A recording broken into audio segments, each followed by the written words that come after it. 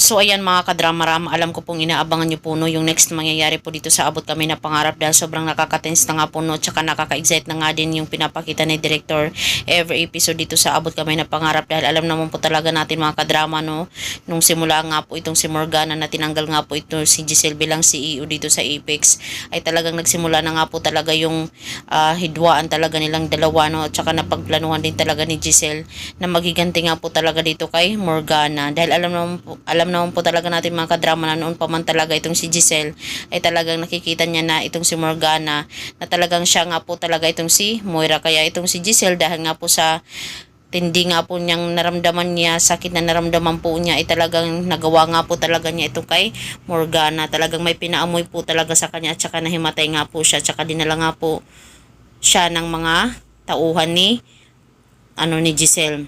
So ngayon itong si Morgana ay magigising na lang po talaga siya na andun na nga po talaga siya sa kanyang farm. 'Di ba? Naalala niyo po mga kadrama na siya si Morgana Go na lumaki siya sa farm. Kaya ngayon andun po talaga siya sa farm. Dinala nga po talaga siya ni Giselle. Tinututuhanan na nga po no. Talagang itong si Morgana ay takot na takot talaga dahil may mga lalaki nga po na parang naka mask na talagang hindi niya kilala. Parang andun siya sa isang babuyan no, sa piggy farm. Natatawa na lang ako sa drama na to. May halong biro din talaga itong si Director eh. Kaya itong si Moira talagang takot na takot dahil alam naman po talaga natin na dapat nagpunta siya doon sa salon and spa. Tapos ngayon magigising siya, andun siya sa farm ng mga babuyan. Ay nako, itong si Moira talaga.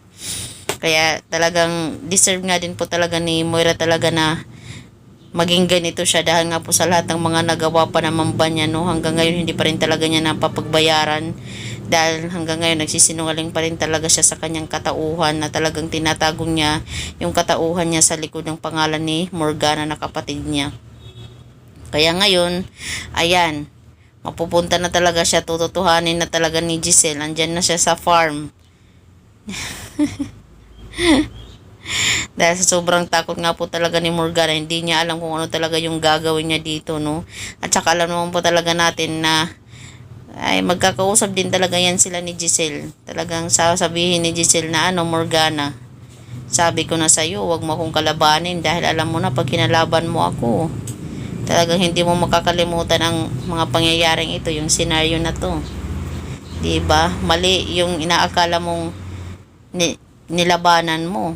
Diba? Iba din talaga itong si Giselle gumalaw ngayon eh. Hindi lang lahat ng mga bida ay kawawa. Ngayon ay talagang sila na yung gumagawa ng paraan. So mga kadrama, abang-abang na lang po tayo sa next na mangyari dito sa Abot Kami na Pangarap.